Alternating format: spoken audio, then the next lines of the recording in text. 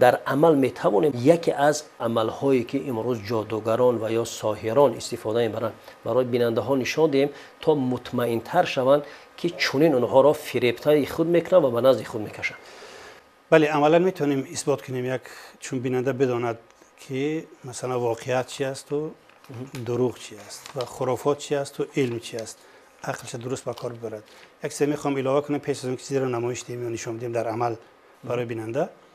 مثلا همین جادوگر میبیند از مراجعت کننده میپرسد که چی شکایت داری. مثال میگه که من مار خواب میبینم. الکی درک کرد که این از مار حساس است و ترس دارد و هراس دارد، گو از خوابش بلند میشه، داد و فیغان کرده که مار آمد. این معلومات چه گرفت، نزد او بند علا میگذارد. چون این حساسیت از مار دارد حتی رسمان هم مار میبیند. در همینجا تسلیم میشد که قدرتی دارد که اون ماری که در خواب ما را تشویش میداد این به قدرت فوق العاده خودش ما را بیرون برآورد. در اصل فریب و نیرنگ است، احساسات خودش است، لیکن ساحر سوء استفاده از احساسات کرد و چیزی را مثل به اون مانند کرد. خب اگر یک ظرف بیارن من حاضر اثبات کنم که مثلا یک عملی را که چگونه جادوگرها با ذهن مردم بازی میکنن. خب تشکر زیاد. چی باید کنیم استاد؟ بیننده محترم باید بداند که همیشه علم و عقل به کار ببرد و بداند که یک عملی که ما نشان میدیم مثل همین هزارها هزار بلکه میلیون ها اعمالی هست که مردم فریفته میکنند، فریب میکنند، وقتشان ضایع میشود، پولشان ضایع میشود، باز کارشان بود نمیشود، سرسام سرگردان خرافاتی میشوند. با همین یک عمل میخوام اثبات کنم که چگونه مردمی که اندک ذهن تفوقی دارند میتونند که عامه مردم را فریب کنند. مثلا برای اثبات کار من این ورق است. شما دو دسته می را زیر کنید، دو دسته بگیرید. بله. در بین دسته می دو دسته بگیرید. من خب شما می گرفتید، خوب دیدید چیزی ندارد. بله. نه چیزی نوشته است، نه عکس است، نه هیچ چیز نیست. درست است. خوب بیننده‌های عزیز شما هم خوب توجه کنید. خب یگام نوشتجات، یگام حرف، یگام سیاهی به قول در کاغذ سفید ما دیده نمی شود. که روی ظرف گذارید. گذاشتین؟ خب این هم همین است. چیزی ندارد. تازه است. همین را سوزانده بالای این گذارید. کاغذ رو سوزاندم در سوزانده بالای کاغذ سفید. حالش هم کاغذ سفید است. چیزی ندارد. فهمو. ما الکی با این آتش گریان کنگ این رو فعال میکنیم. دستم نسوزد. خب بالای همون گیرم استاد که در یک طرف ظرف هم میشه. فرق نمیکند، کنارش نگذارید میلش.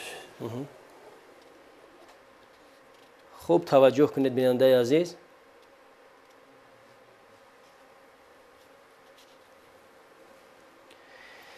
این همه بیننده عزیز به خاطر آن است که در عمل شما دانید این یکی از عنصرها و یا راه‌های هست که مردم به قول انمون دلبین و فالبین مردم را جلب میکنن، برای شما نشان میدهیم. خب من رسوزم چی کنم استاد؟ خب بالای کاغذ گذارید. بالای همین کاغذ سفید، همین سوخته شده را؟ بله. خب چیکار کنم؟ مالش دهید. اوه چیزی پیدا شد. خب بردارید ورق که مردم ببینن.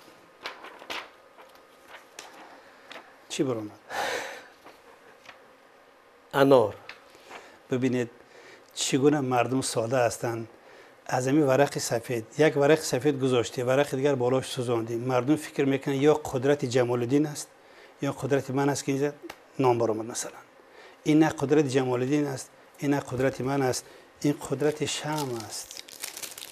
این قدرت شمع است که رنگ آبی دارد، پیشتر قبلا نوشته شده است و این خاصیت روغنی دارد، خاکستر رو به خود جلب میکند. انا همین نوعی است که مردم فریب میدهند. یک روز پیش معلومات رو میگیرد، مثلا مادرت چی نام دارد؟ انار. خشتامانت چی نام داره؟ این اون. میگه برو یک روز بعد بیا. این یک روز این آماده میکند. با شمع در بالای ورق می نویسند. ناعیان است، رنگش آبی است، خاصیت روغنی دارد و خودش سیاهی را جلب کرد.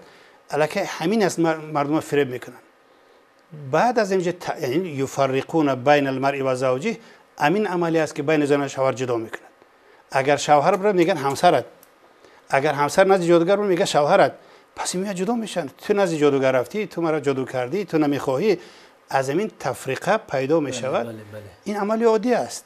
مردم باید بدانند که مثل این ما فقط یک عمل در عمل نشان دادیم که چگونه شارلاتانایی هستند که سوء استفاده از ذهن مردم، از سطح اجتماعی مردم سوء استفاده میکنن، مردم فریب میکنن. در اصل چی است؟ در اصل فریب است، نیرنگ است، مکر است، افسونگری است. و بیننده محترم باید بداند که مراجعت کردن به نزد اینا ایمان اعتقاد و فروختن است و خانه ویرانی است. حتی ارزش در نزد خدا برای کسی باقی نمیماند اگر به فالبین جادوگر و کتابگشا مراجعت کند. تشکر زیاد. بیننده‌های ارجمند، بار دیگر یادآور میشویم به خاطر آنکه اگر شما خواهید مثلا دوباره مطمئن شوید که چگونه است. همین گونه شمع‌ها در فکر میکنم در دکان‌ها، در مغازه‌ها، در همه جا است. اگر در خانه نباشد میتوانید به همین شمع شما در روی اوراق سفید نوشته کنید دلخواه چیز را، یا که میتونید یک خط راست بعد سوزانیدن اون پارچه کاغذی که الکی ما سوزانیدیم خاکستر آن را در بالاش وقتی مالیش میدهیم نوشته جات، چون که استاد همون گونه که یادآور شدن شمع چون خود رنگ آبی است که در کاغذ نمایان نیست و روغنی است، در این چسبیده بود الکی معلوم شد نام کی است.